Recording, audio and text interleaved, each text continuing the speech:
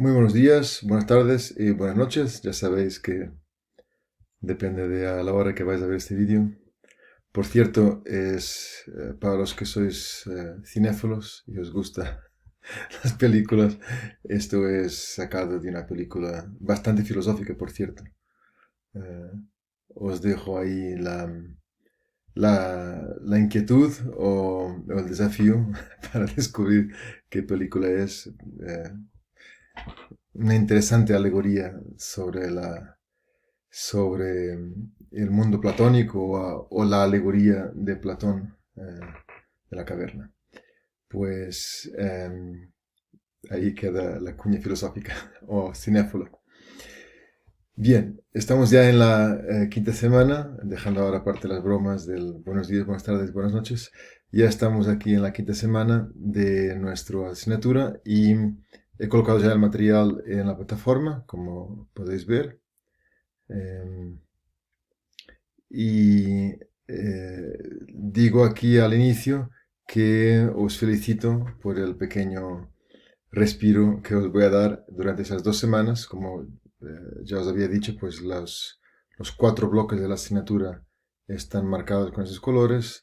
Entonces entramos en un nuevo color, el rosa salmón, que corresponde más a la gestión emocional.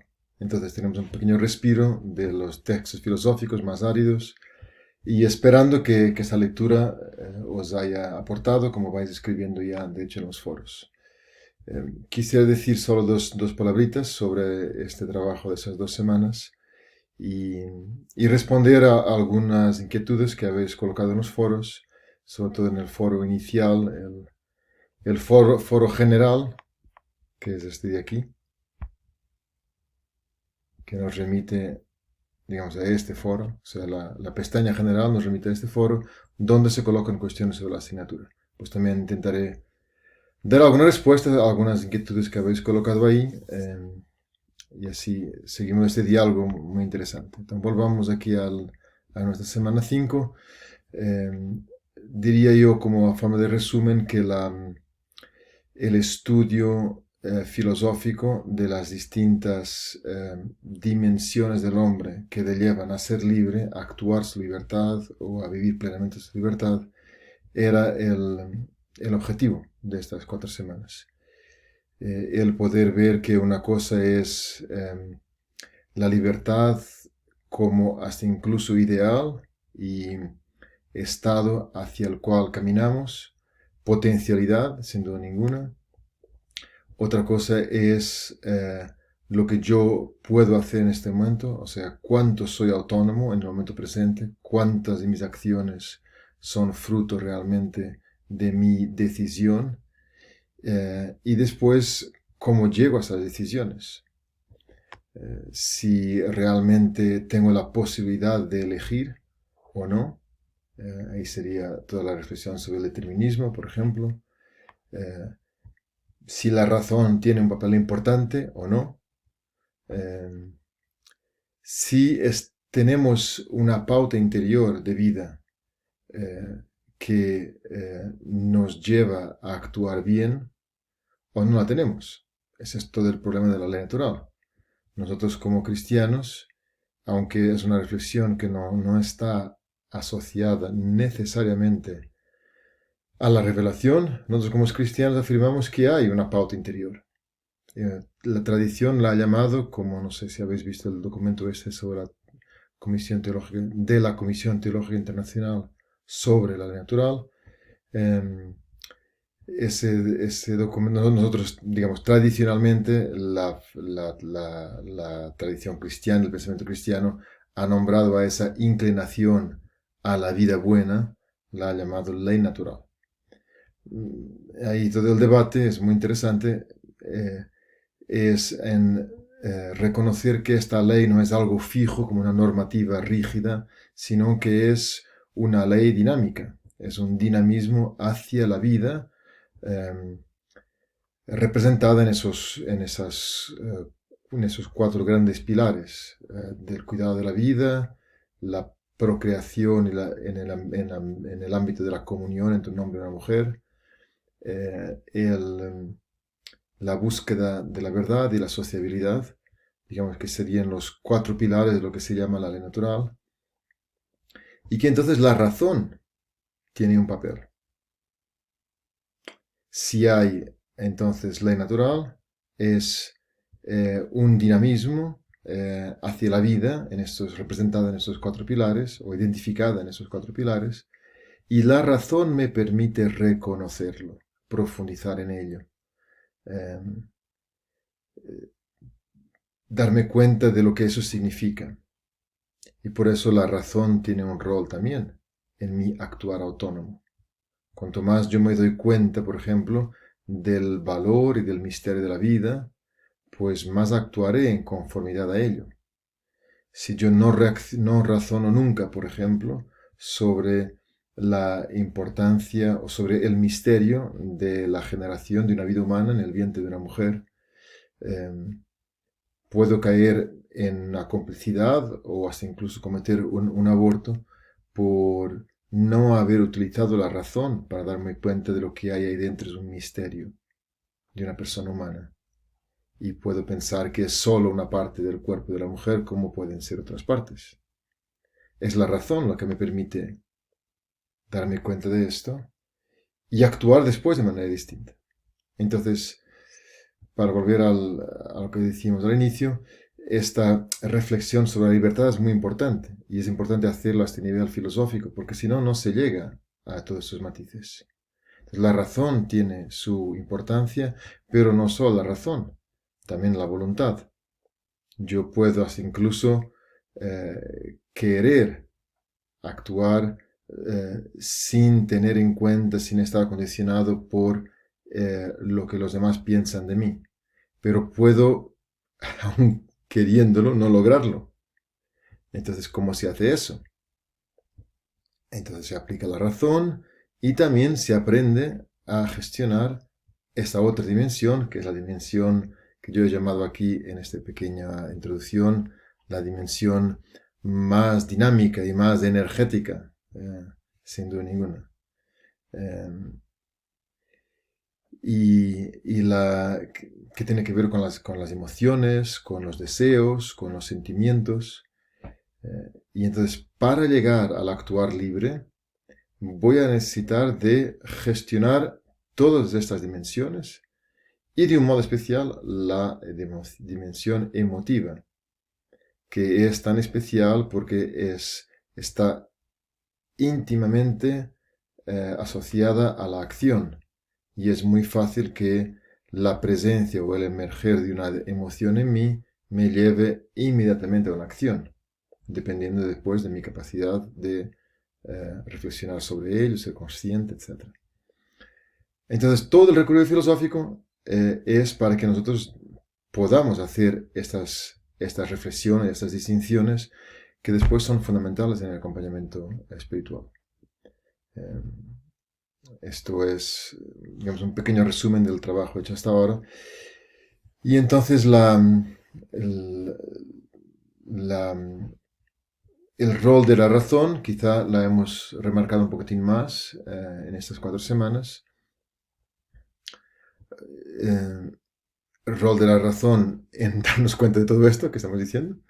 Y después el rol de la razón en el constante reflexión sobre esas pautas interiores que son la ley natural y a las que hemos de hacer referencia siempre. Pero ahora vamos a centrarnos más en esta otra dimensión, la dimensión emotiva, y entonces aquí estamos en un campo no estrictamente psicológico. Yo no tengo ni la formación terapéutica ni académica para ello, tampoco lo necesitamos de este nivel, de esta asignatura. Si no, no lo daría, obviamente, o pediría a alguien que diera esta parte. Estamos sencillamente haciéndonos conscientes de algunas realidades básicas que no suponen grandes, digamos, diferencias de abordajes psicológicos de una corriente o de otra. Entonces pues he escogido un texto muy sencillo que está hecho por un escritor y un terapeuta. El escritor es Jorge Sentner, es un argentino, tienes aquí la referencia, y el terapeuta es un terapeuta de la Universidad de Barcelona, que se llama Marcelo Anthony. Entonces se han juntado para hacer un trabajo divulgativo, pero con una fuerte base terapéutica, o digamos, terapéutica y psicológica en cuanto a su parte más teórica también. Entonces es muy asequible, no está dado a grandes polémicas de corrientes y sencillamente se basa en este análisis de las 4 emociones básicas, la tristeza, la alegría, la rabia y el miedo, y cómo podemos ser conscientes de ellas y gestionarlas. Entonces, ese es el trabajo de esa semana. Yo os aconsejaría a leer, creo que la lectura va a ser rápida, porque además de no ser complicado, es un tema que ya conocemos. Probablemente algunos de vosotros hasta tenéis formación psicológica para darle 1000 vueltas a este libro. Pero es una base desde la cual partiremos para después llegar al tercer bloque, que tiene más que ver con la noción de afecto y cómo orientar todo desde la afectividad, entendida como eje integrador. Entonces os aconsejo a que vayáis leyendo el libro con tranquilidad. Perdonad que no es este. Y que vais leyendo el libro con tranquilidad.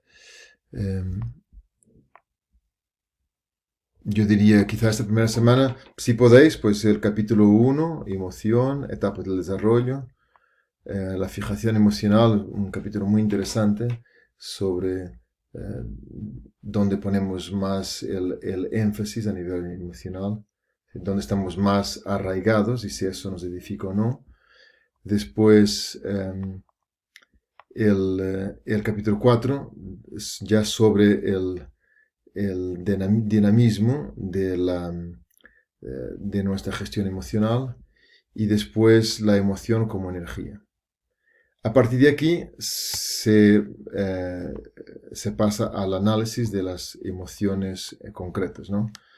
Alegría, miedo, rabia y molestia, tristeza. Después la culpa, que ya es un sentimiento más elaborado, y la vergüenza también, ya como aquí ya no serán emociones, sino sentimientos que se van formando a partir, pues, de nuestro tejido humano, de vivencia, decisiones, relaciones, memorias, etcétera, etcétera. Entonces, lo que yo os sugiero es que podáis leer, por ejemplo, hasta el capítulo 6, y después la semana siguiente a partir del capítulo 7. Pero vamos, es una lectura para hacer con calma, sin agobios, y eso es lo que os recomiendo, ¿no? Vamos a quitar esto aquí.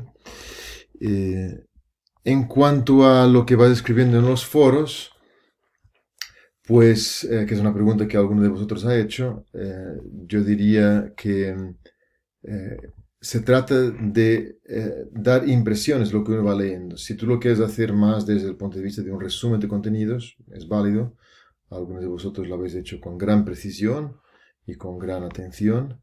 Si es sencillamente a nivel de una impresión que me dio, algo que suscitó a mi reflexión, claro, se pretende que, sobre todo en la parte filosófica, que comentéis sobre los conceptos, sobre los razonamientos que se van dando y lo que eso después suscita en vosotros. Por ejemplo, no tendría ningún sentido compartir que en el foro que no he podido leer el libro porque tenía un dolor de cabeza, ¿no? Eso es una evidencia. O decir que no me gusta la filosofía y por eso no he leído nada. Eso se podría poner en el foro inicial, por ejemplo, que es más de interacción social y más de, quizá compartir un poco los desafíos de nuestro recorrido académico. Pero aquí se trata de, desde los textos, desde las lecturas que os propongo, hacer vuestras reflexiones basadas en los que vais leyendo. Por eso sí que se puede hacer hasta incluso muy sencillo, sobre un punto. Algunos habéis optado por hacer un resumen